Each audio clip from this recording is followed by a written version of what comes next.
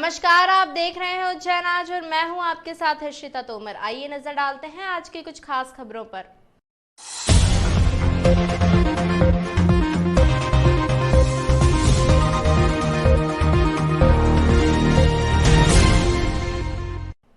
उज्जैन पहुंचे कमलनाथ ने महाकाल के शिखर दर्शन के बाद लिया कोरोना मुक्ति का संकल्प।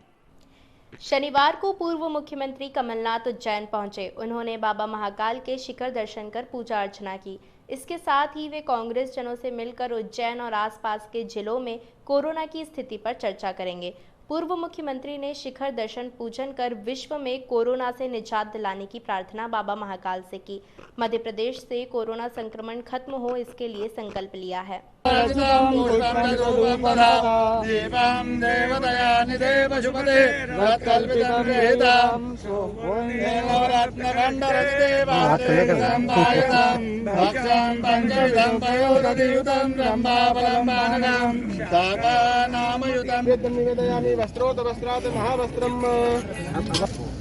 बोल महाकाल महाराज की जय।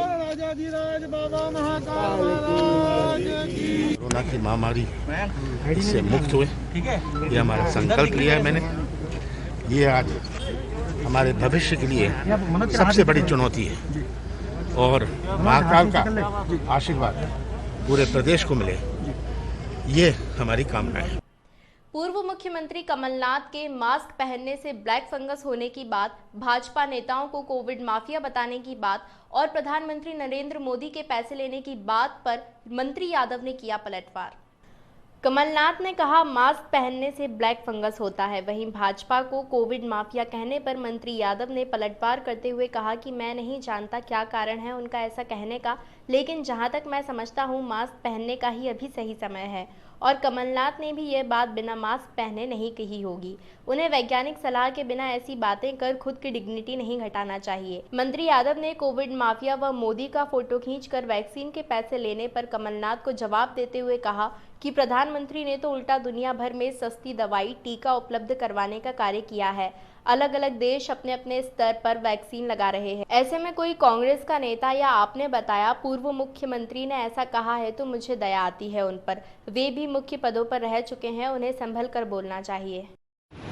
लेकिन ऑनलाइन में ये महसूस करा कि थोड़ा नया प्रयोग हो जाएगा, इसलिए माननीय कमलनाथ जी ने चूंकि वर्चुअल के बजाय सीधे रैली, हमने भी कहा एक बार कोशिश करते हैं। मेरे साथ माननीय हमारे सांसद कॉलेज भी जोड़े और हमारे गवर्नमेंट लेवल के और कई तहसीलें तो हमारी ऐसी थी जैसे नागदा, काचरोड, तराना, महिदपुर, बड़नगर में कुछ प्राइवेट का छोड़ दे तो शासकीय स्तर पे कोई अवस्था नहीं थी, जीरो की स्थिति हमारी थी ऑक्सीजन बेड। आज अकेले बड़नगर 195 ऑक्सीजन बेड। शहर की भी जो पॉजिटिविटी और जिले की जो पॉजिटिविटी थी, आप सबके बाबा महाकाल के आशीर्वाद से व्यवस्थाओं के संचालन के बलबूते पर और आज की स्थिति में हम ये मान सकते हैं कि अब अपनी सिंगल डिजिट में पॉजिटिविटी दर आई है, लेकिन अभी खतरा खत्म नहीं हुआ है। इस व्यवस्था में हम सब लगे हुए हैं। कोशिश ये करें जैसे माननीय कल जो प्रधानमंत्री जी ने कहा कि जहाँ बीमार वहाँ उपचार। शनिवार को पूर्व मुख्यमंत्री कमलनाथ क्षीर सागर स्थित प्रेस क्लब के अध्यक्ष विशाल हाड़ा, सुल्तान लाला और संदीप कुलश्रेष्ठ के घर पर शोक व्यक्त करने के लिए पहुंचे। यहां पर कमलनाथ ने विशाल हाड़ा से मुलाकात की और उनके पिता के निधन पर शोक व्यक्त किया और श्रद्धा सुमन भी अर्पित किए। इस दौरान पूर्व मंत्री सज्जन वर्मा भी मौजूद रहे। कमलनाथ ने कहा कि कोरोना संक्रमण महामारी के दौरान कई लोगों ने अपने परिजनों को खो दिया है, जिसका दर्द बयां करना संभव नहीं है।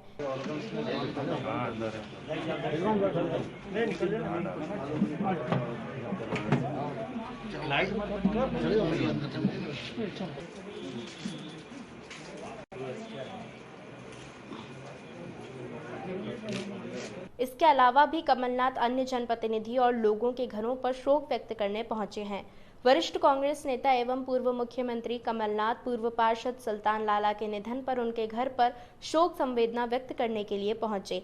यहां पर कमलनाथ ने सुल्तान लाला की परिजनों से मुलाकात की और उनके निधन पर शोक व्यक्त किया और श्रद्धा सुमन भी अर्पित किए।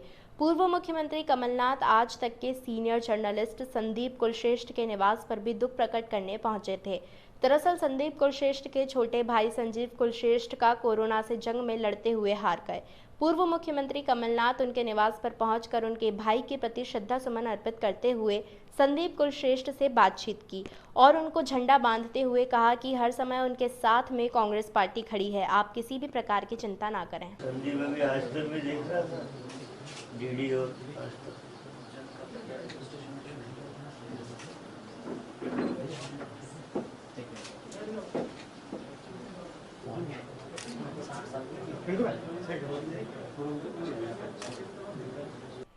कोर्ट के आदेश के बाद उज्जैन केंद्रीय जेल से 60 दिनों के लिए 80 कैदियों को कोरोना वायरस महामारी के चलते पैरोल पर छोड़ा गया है। जबलपुर हाईकोर्ट के आदेशानुसार कोरोना वायरस महामारी के चलते जेल में बंद बंदियों को 90 दिन का पैरोल लाभ मिला है। उज्जैन केंद्रीय भैरवगढ़ जेल सुप्रिंटेंडेंट अलका सोनकर द्वारा बताया गया कि हाईकोर्ट के आदेश के अनुसार जिन बंदियों को अधिकतम 7 वर्ष की सजा है उन्हें कोरोना वायरस महामारी का हाईकोर्ट के आदेश अनुसार 90 दिन का लाभ मिला है और अभी तक जेल से 80 बंदी पैरोल पर रिहा हो गए हैं। कोरोना महामारी के जो सेकेंड फेज है उसको देखते हुए शासन स्तर पर यह निर्णय लिया गया कि जितने भी दंडित बंदी हैं जो कि पैरोल की पात्रता रखते हैं, ऐसे समस्त बंदियों को पिछली बार की तरह इस बार पुनः जो है 60 दिन का विशेष महामारी आपात पैरोल दिया गया है, जिसमें हमारे यहाँ से लगभग 700 बंदियों को रिहा किया जा चुका है। और जितने भी अंडर ट्रायल बंदी हैं उनके लिए हाई कोर्ट की जो कमेटी है उनके द्वारा सभी कोर्ट्स को निर्देशित किया गया कि ऐसे समस्त धाराओं के बंदी जिनको मैक्सिमम 7 साल तक की सजा का प्रावधान है, ऐसे बंदियों के लिए जो है 90 दिन की जमानत पे छोड़ा जाना है। और वर्तमान में हमारे यहाँ से 166 प्रकरण बन के गए हैं और लगभग 90 लोगों की रिहाई हो गई है। लॉकडाउन का उल्लंघन करने पर एसडीएम ने सांवेर रोड पर खजूर वाले बाबा के पास स्थित लक्ष्य टायर शोरूम को सील कर दिया है। उज्जैन में पुलिस प्रशासन द्वारा लॉकडाउन का पालन करवाने के लिए सख्त कार्यवाही की जा रही है। कार्यवाही का एक नज़ारा सांवेर रोड पर खजूर वाले बाबा के पास स्थित लक्ष्य टायर शोरूम पर देखने को मिला। यहां एसडीएम संजीव साहू और तहसीलदार अभिषेक शर्मा की टीम मौके पर पहुंची। यहां शोरूम के टायर बेचने के साथ ही गाड़ियों के टायर बदले जा रहे थे। प्रशासन की टीम ने 2 गाड़ियों का पंचनामा बनाकर शोरूम सील किया है।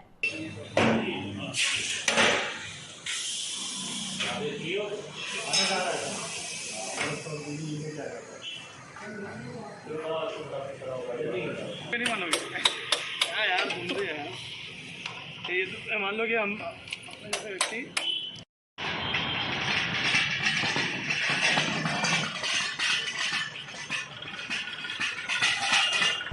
ये लक्ष्य टायर करके एक दुकान है यहाँ पे, और मौके पे पाया गया कि यहाँ पे जो है टायर की बदली की जा रही है प्राइवेट गाड़ियों की, तो उसी के आधार पर भी जो है इन पे जो सील करने की कार्रवाई यहाँ पे की।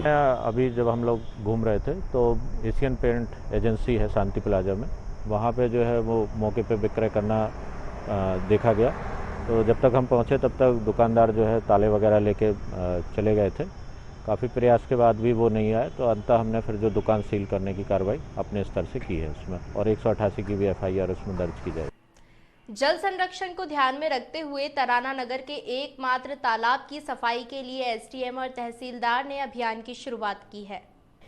तराना नगर के एकमात्र तालाब की जब दूरदर्शा अधिकारी ने देखी तो उन्होंने प्रण किया कि इसे स्वच्छ किया जाना अति आवश्यक है। इसे एक अभियान का रूप दिया गया।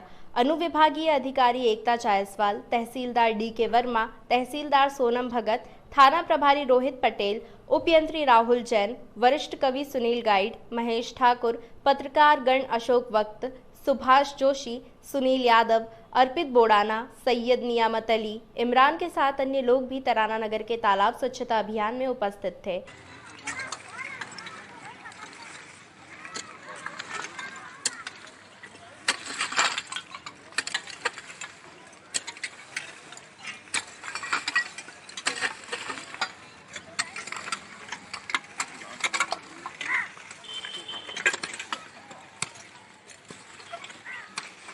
एसडीएम ने स्वयं स्वच्छता अभियान का कार्य प्रारंभ किया तो तहसीलदार, उपयंत्री, पत्रकार, समाज सेवी व अन्य लोगों ने भी उस कार्य में हाथ बढ़ाया। अनुविभागीय अधिकारी एकता जायसवाल में नगर परिषद के प्रभारी सीएमओ सोनम भगत, उपयंत्री राहुल जैन, गोलू दीक्षित को निर्देशित करते हुए कहा कि तरण तालाब की जल कुंभी एवं इसमें पड़ा हुआ कचरा शीघ्र उठाकर साफ करवाएं एवं जो भी संसाधन लगे उसे लगाकर इस महत्वपूर्ण तालाब को व्यवस्थित करने की जिम्मेदारी हमारी है।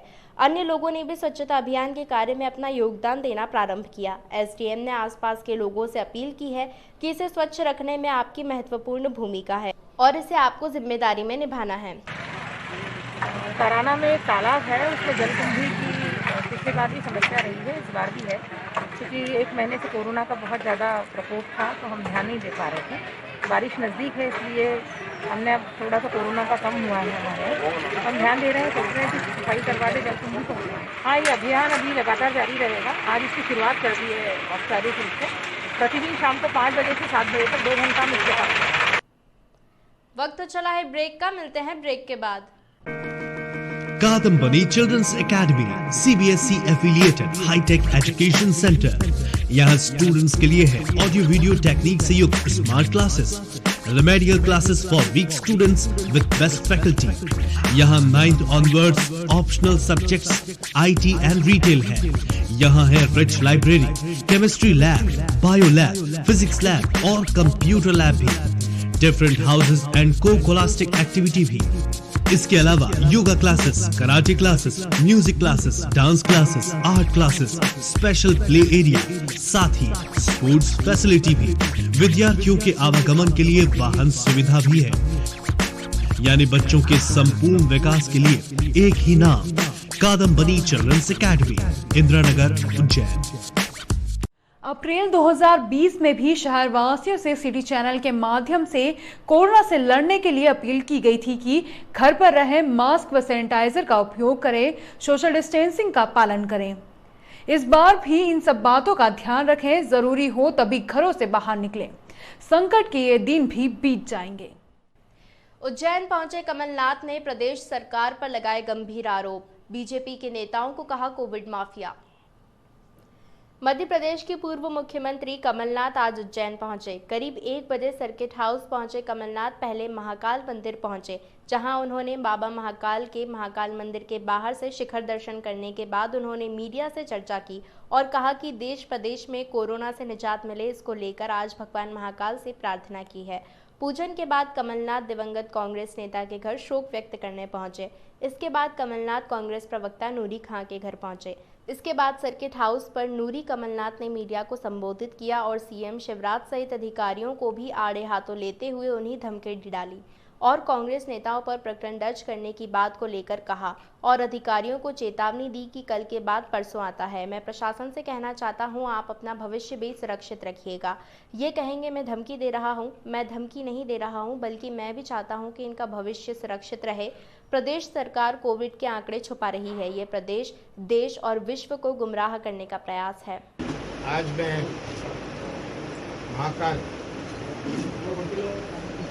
प्रणाम करने आया कि ये कोरोना की जो महामारी है, इससे हमारे प्रदेश और देश को राहत मिले।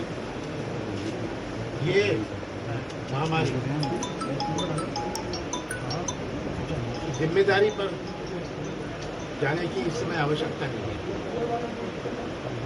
पर ऐसा खतरनाक समय जहाँ पूरा प्रदेश शासन भरोसे नहीं है पर भगवान भरोसे है, तो मंत्रालय और कार्यालयों में जाने से कुछ नहीं होने वाला। मैंने कल ही प्रेस वार्ता करी थी। बड़े दुख की बात है कि भारत किस तरह आज पूरे विश्व में बदनाम हो रहा है। ये चीन का वायरस था, चीन का कोरोना था, आज पूरे विश्व में सबने नाम लिख दिया है इंडियन वेरिएंट कोरोना। कई प्रधानमंत्री और राष्ट्रपति इस नाम से पुकार रहे हैं, इंडियन वेरिएंट। हमारे जो स्टूडेंट्स हैं बाहर नौकरी कर रहे थे, वो वापस नहीं जा पा रहे क्योंकि कहते हैं आप इंडियन हैं। कुछ जो टैक्सी चलाते हैं विदेशों में, उनकी टैक्सी में बैठने के लिए लोग तैयार नहीं। जिला अस्पताल में अब पोस्ट कोविड मरीजों का इलाज होगा। जिला प्रशासन ने यहां हेल्प डेस्क बनाकर 2 वार्डों को भी आरक्षित किया है। उज्जैन जिले में ब्लैक फंगस के मरीजों के इलाज के लिए जिला अस्पताल में पोस्ट कोविड हेल्प डेस्क शुरू की गई है। वे मरीज जो कोरोना से ठीक हो चुके हैं लेकिन उन्हें किसी प्रकार की चिकित्सीय सलाह या इलाज की आवश्यकता है, उज्जैन के जिला अस्पताल में बने हेल्प डेस्क पर जाकर परामर्श ले सकते हैं।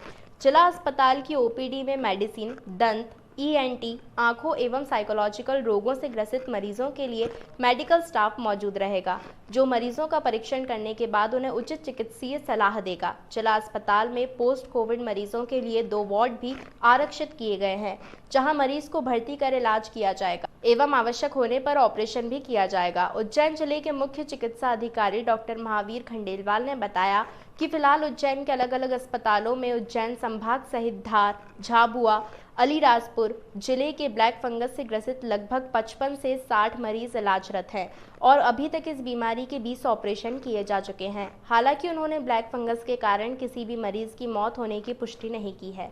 जिला अस्पताल में सिर्फ ब्लैक फंगस ही नहीं, कोविड से संबंधित तमाम कॉम्प्लिकेशन के लिए ओपीडी में व्यवस्था की जा रही है। ओपीडी में एक हेल्प डेस्क बनाई है, जहां पर बैठा हुआ आदमी की ज़रूरत के हिसाब से उसको गाइड करेगा कि उसे किस ओपीडी में दिखाना है। और ओपीडी विंग में मेडिसिन विभाग को, दंत विभाग को, ENT विभाग को, आई डिपार्टमेंट को, साइकोलॉजिस्ट को निर्देश दिए हैं कि नियमित रूप से उपस्थित होकर अपनी सेवाएं दें। जिस भी पेशेंट को कोविड के बाद में जो जिस सब्जेक्ट से रिलेटेड प्रॉब्लम हो, उस सब्जेक्ट के विभाग में जाएं। उच्च शिक्षा विभाग की वर्चुअल समीक्षा बैठक में दिवंगत शासकीय विभाग के शासकीय सेवकों के स्वत्वों का भुगतान तेजी से करने के आदेश उच्च शिक्षा मंत्री डॉक्टर मोहन यादव ने दिए हैं। वर्चुअल बैठक में प्रमुख सचिव उच्च शिक्षा अनुपम राजन, प्रभारी आयुक्त उच्च शिक्षा चंद्रशेखर वालिम्बे सहित समस्त विश्वविद्यालयों के कुलपति, कुल सचिव, सभी क्षेत्रीय अतिरिक्त संचालक तथा सभी जिलों के अग्रणी महाविद्यालयों के प्राचार्य उपस्थित रहे। उच्च शिक्षा मंत्री डॉक्टर मोहन यादव ने कहा कि कोविड महामारी के कारण दिवंगत शासकीय सेवकों को मिलने वाले समस्त तत्वों का भुगतान नियमानुसार प्रक्रिया अपनाकर तेजी से करें। साथ ही त्वरित गति से प्रक्रियाओं का पालन सुनिश्चित कर अनुकंपा नियुक्ति से संबंधित कार्यवाही यथाशीघ्र समय सीमा में सुनिश्चित की जाए। मंत्री डॉक्टर यादव ने सभी विश्वविद्यालयों के कुलपति एवं कुल सचिवों तथा महाविद्यालय के प्राचार्यों से आगामी परीक्षाओं के आयोजन, प्रवेश प्रक्रिया की तैयारियां और परीक्षा परिणाम समय सीमा में जारी किए जाने संबंधी विचार विमर्श किया। उन्होंने स्नातक अंतिम वर्ष एवं स्नातकोत्तर चतुर्थ सेमेस्टर की परीक्षाएं जून 2021 में और स्नातक प्रथम और द्वितीय वर्ष तथा स्नातकोत्तर द्वितीय वर्ष की परीक्षाएं जुलाई 2021 में कराए जाने के निर्देश दिए। उन्होंने कहा कि अंतिम वर्षों के परीक्षा परिणाम जुलाई 2021 तथा शेष परीक्षा परिणाम अगस्त 2021 में अनिवार्य रूप से सभी विश्वविद्यालयों द्वारा जारी किया जाना सुनिश्चित किया जाए। इसी प्रकार कक्षा 12वीं के परीक्षा परिणाम घोषित होने के उपरांत स्नातक प्रथम वर्ष के प्रवेश प्रक्रिया प्रारंभ करने तथा स्नातक द्वितीय, तृतीय वर्ष और स्नातकोत्तर तृतीय सेमेस्टर के लिए प्रवेश प्रक्रिया अगस्त 2021 में प्रारंभ किए जाने के निर्देश दिए हैं। नमस्कार। यशस्वी मुख्यमंत्री माननीय शिवराज सिंह जी चौहान की निर्देशानुसार हमने अपने उच्च शिक्षा विभाग की आज की बैठक में एक महत्वपूर्ण निर्णय लिया, जिसमें खास करके जो काल के प्रभाव में कोरोना कारण से विभागीय स्तर के हमारे शैक्षिकी या गैर शैक्षिकी कार्य से लगे हुए दिवंगतों को श्रद्धांजलि देते हुए आगामी रूप से एक निर्णय किया है कि ऐसे सभी परिवारों के साथ विभाग साथ में खड़ा है, उनके अपने परिवार की अनुकंपा नियुक्ति के प्रकरण किसी हालत में 1 महीने से भी कम समय में हमको संपन्न करेंगे। साथ ही साथ उनके पेंशन, ग्रेजुटी या जो उनके स्वत्व के देय के मामले हैं उसका निराकरण भी इसी अवधि के अंदर करने के निर्देश विभाग ने जारी किए हैं। एक और महत्वपूर्ण निर्णय लिया है, हमारे अपने आगामी सत्र की स्नातक और स्नातकोत्तर की सभी स्तर की परीक्षाओं के लिए जो बच्चों ने परीक्षा फॉर्म 31 मई तक हमने गैर विलंब शुल्क के साथ घोषित की है, लेकिन लॉकडाउन के कारण जो फॉर्म नहीं भर पा रहे हैं वो परीक्षा की जून की तारीख तक भी बच्चे अगर आएंगे तो उनको ऑनलाइन परीक्षा फॉर्म भरते हुए सेम डे तक की भी अनुमति हम प्रदान कर रहे हैं, अर्थात कोई भी बच्चा उसमें बचने नहीं पाए, ये हमने उनको मौका देने का प्रयास किया। मंत्री डॉक्टर यादव ने आगामी शैक्षणिक सत्र से राष्ट्रीय शिक्षा नीति 2020 को लागू किए जाने की तैयारियों की समीक्षा की। उन्होंने कहा कि 79 विषयों के नवीन पाठ्यक्रमों के निर्माण की कार्यवाही केंद्रीय अध्ययन मंडलों के माध्यम से प्रक्रियाधीन है। अतिशीघ्र यह कार्यवाही पूर्ण कर आगामी सत्र से यूजीसी के मापदंड अनुसार राष्ट्रीय शिक्षा नीति 2020 लागू करते हुए क्रेडिट बेस्ड मूल्यांकन व्यवस्था लागू की जाए। राष्ट्रीय शिक्षा नीति 2020 के तहत नवीन पाठ्यक्रमों के अनुसार विश्व बैंक परियोजना रूसा के सहयोग से विद्यार्थियों के लिए ई कंटेंट तैयार करने का कार्य त्वरित गति से किया जाए। बैठक में नवीन निर्माण कार्यों की समीक्षा करते हुए मंत्री डॉक्टर यादव ने कहा कि निर्माणाधीन कार्यों को समय सीमा में पूर्ण किया जाए। उन्होंने आगामी सत्र 2021-2022 से विश्वविद्यालयों द्वारा प्रारंभ किए जाने वाले पाठ्यक्रमों तथा विषयों की अद्यतन जानकारी लेकर नवीन पाठ्यक्रमों और विषयों की जानकारी उपलब्ध सीट संख्या अनुसार अतिशीघ्र विभाग को उपलब्ध कराने के निर्देश दिए। उन्होंने कहा कि सभी विश्वविद्यालय तथा महाविद्यालय एक गांव को गोद लें तथा योग से निरोग के पाठ्यक्रम और कक्षाएं प्रारंभ करें। साथ ही राष्ट्रीय सेवा योजना व राष्ट्रीय कैडेट कोर के स्वयंसेवक कोरोना काल में जनता की सेवा से संबंधित कार्य करें। चामुंडा माता मंदिर भक्त समिति द्वारा लॉकडाउन में रोजाना 2500 से ज्यादा लोगों को कराया जा रहा है भोजन। साथ ही प्राणवायु योजना के तहत जरूरतमंद लोगों को पहुंचाए जा रहे हैं ऑक्सीजन सिलेंडर। चामुंडा माता मंदिर भक्त समिति द्वारा लॉकडाउन में रोजाना लगभग 2500 लोगों को भोजन कराया जा रहा है। मंदिर के पुजारी पंडित सुनील चौबे ने जानकारी देते हुए बताया कि चामुंडा माता मंदिर भक्त समिति द्वारा सन 2016 से लगातार भोजनशाला संचालित की जा रही है, जिसमें रोजाना भक्तों की सहायता से लगभग 2500 लोगों को भोजन कराया जा रहा है। साथ ही प्राणवायु योजना के तहत 32 सिलेंडरों की मदद से लोगों तक ऑक्सीजन पहुंचाई जा रही है। आज 11 के उपलक्ष्य में लोगों को सब्जी, पूरी, हलवा, खीर का भोजन कराया गया। जय माता दी। लॉकडाउन के अंतर्गत चामुंडा माता मंदिर भक्त समिति द्वारा भोजन व्यवस्था की जा रही है। भोजनशाला का संचालन सन 2016 मार्च सिवस्त से ही चालू है।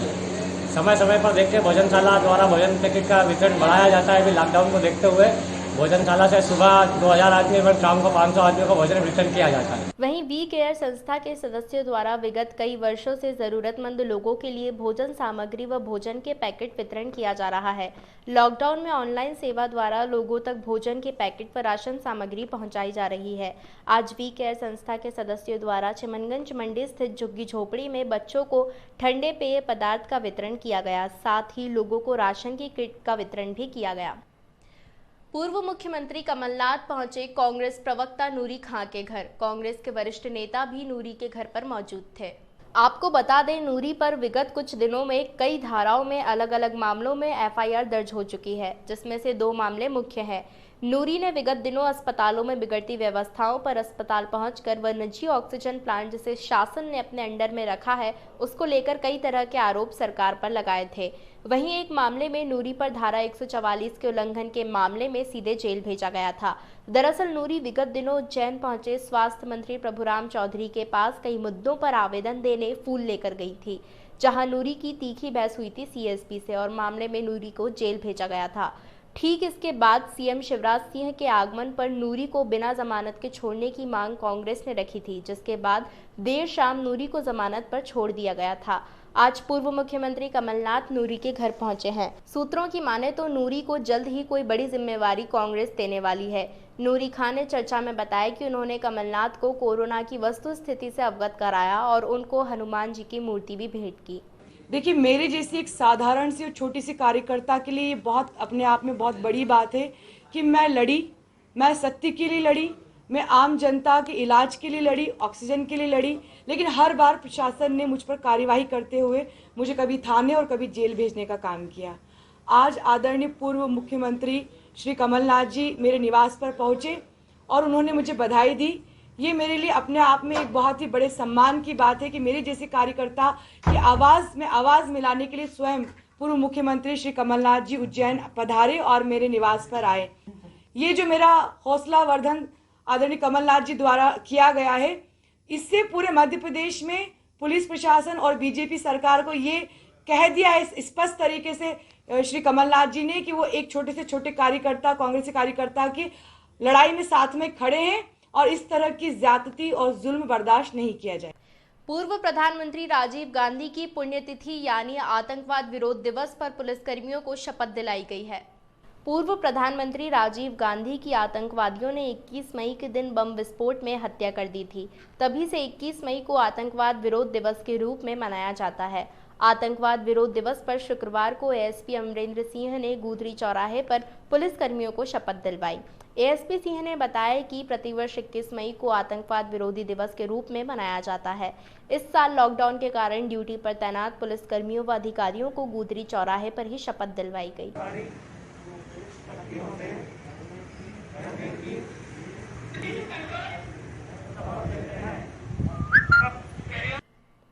इस अंक में फिलहाल इतना ही। अगले अंक में फिर मुलाकात होगी। तब तक के लिए नमस्कार।